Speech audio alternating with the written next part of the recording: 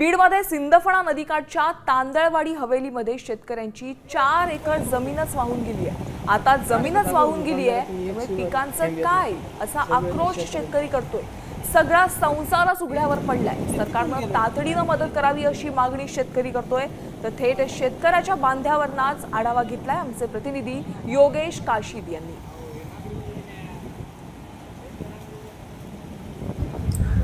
बीड जिल्ह्यामध्ये अतिवृष्टी झाल्याचा फटका जे आहे ते शेतकऱ्यांना बसलेला आहे।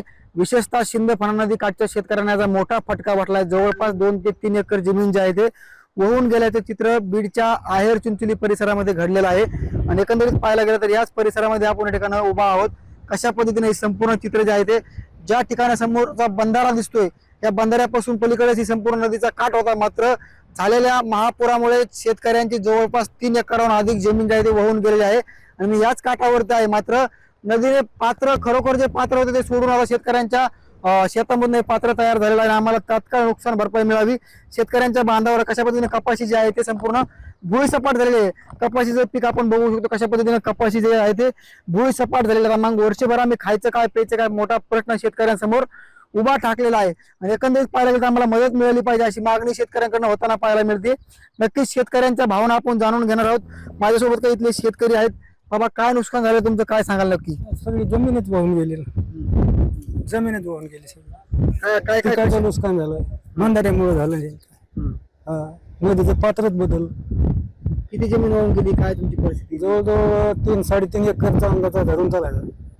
3.5 एकरचा तुमच्या काळात कधी पाऊस झाला नाही, कधीच नाही। शेतीचं काय नुकसान झालंय? हे काय आहे शेतीचे बघा हे काय दोड्या फिड्या सगळं पिकात पाणी शिरलेलं आहे। इथं काय राहिलंच नाही। इथं काय जमीन नाही राहिली आणि पिकं नाही राहिलं। आता काय खायचं आणि कुठं कसं काय करायचं?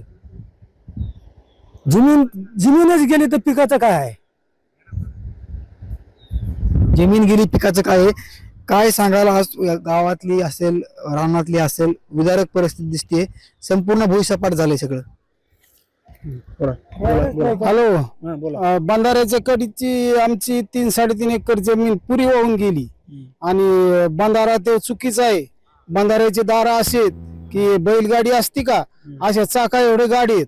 आणि हे गाड्या असल्यामुळे पूर्ण नदी फुटली की सारं फुरसन गुत्त आणि ते फुरसन गुतल्यामुळे पूर्ण जमीन वाहून गेली, भुईसपाट झाली। आता isakal.com आहे देशातील नंबर 1 ची मराठी न्यूज वेबसाईट। प्रत्येक अपडेटसाठी isakal.com ला नक्की भेट द्या।